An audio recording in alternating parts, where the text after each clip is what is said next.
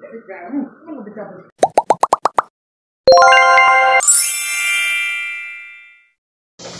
is the 12th day of Ramadan and nagbukas ako ng panibagong oven kasi nagka-short ang person sa oven.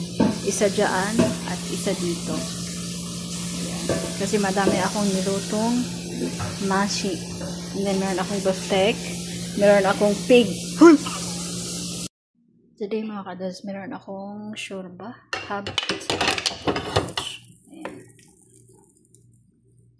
With meat. Then, meron ako ditong mashi or stuff. Ito mix siya. Potato and kusa. Ito ay alone basal.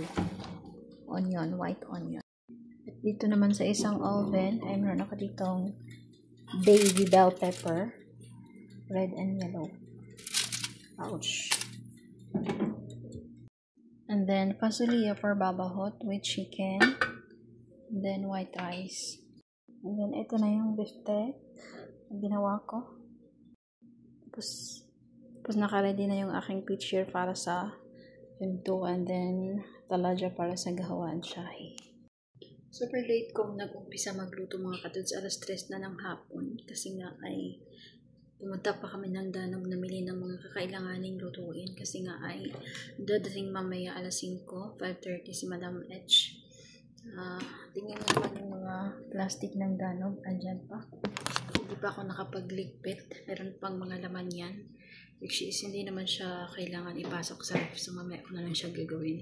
Ngayon yung priority ng person ay ang pagluluto. Ayan, alhamdulillah tapos ng person. Mamaya mag-fry na lang ako ng biftek and then mga sambusa, mga ganun. So yun mga kadods, napasok ang person. Huy!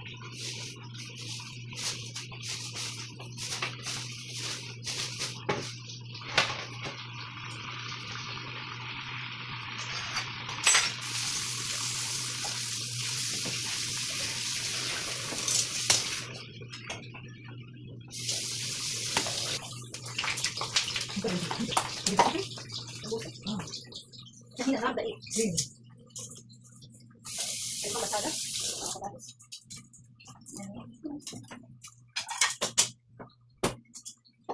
Ay, ano sakit? Ajak ka dyan.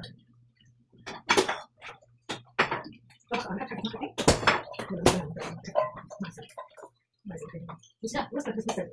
Ayan, ikaw. Dapat makagalit din mo ba? Mo sa ala.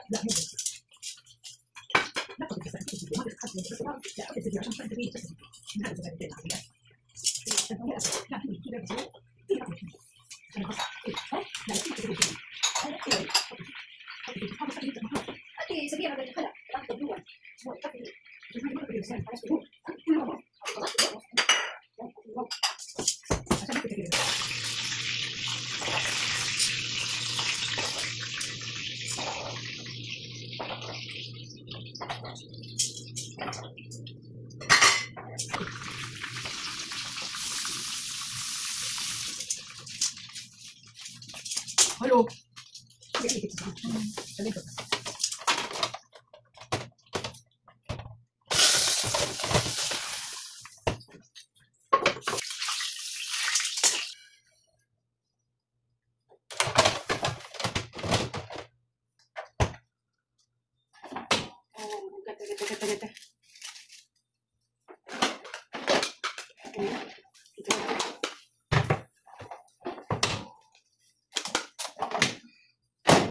Excellent. Liga bas. Excellent. Dulu sakit. Tidak boleh. Mati. Dah.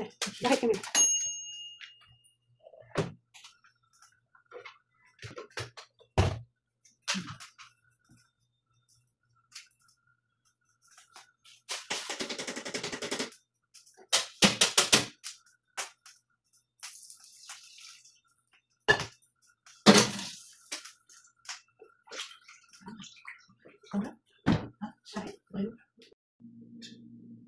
حطني هنا كمان يسوي اللي يخرج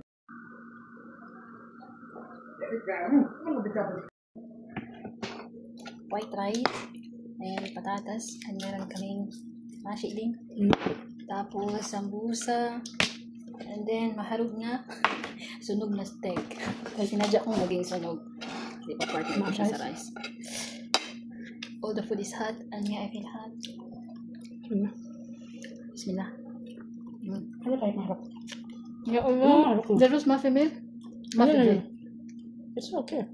لكن الناس لا ما لازم حتى فلبين ما لازم زيت ما لازم بس عشان الدكتور ياخذ بعدين كيف ده اللحم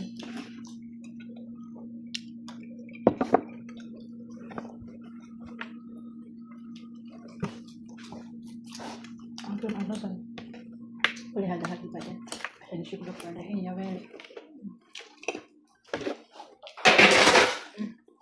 يامي I want to eat rice. Why not eat? Rice not had it. Why we Let's not do. eat? I want to take rice. وهذا كيف؟ بعدين أخسر.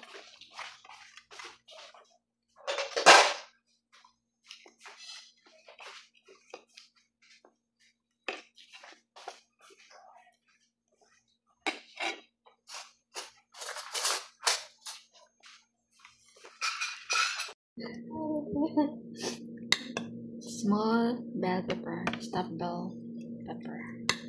Look at that.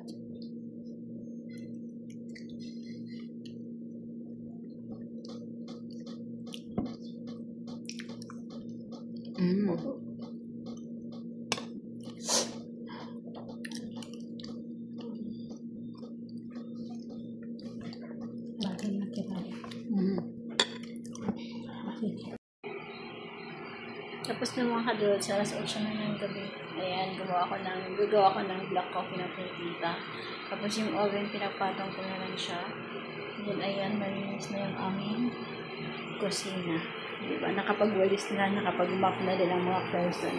So, yun lang mga kadol, bye. Hindi na ako magluluto ng sahur dahil napakadami kong niluto. Sa ano nila, anong tawag nila? Sa iftar nila. So, heavy food yung niluto ko today. So, yun yung kakainin nila mamaya. Pagod ang person.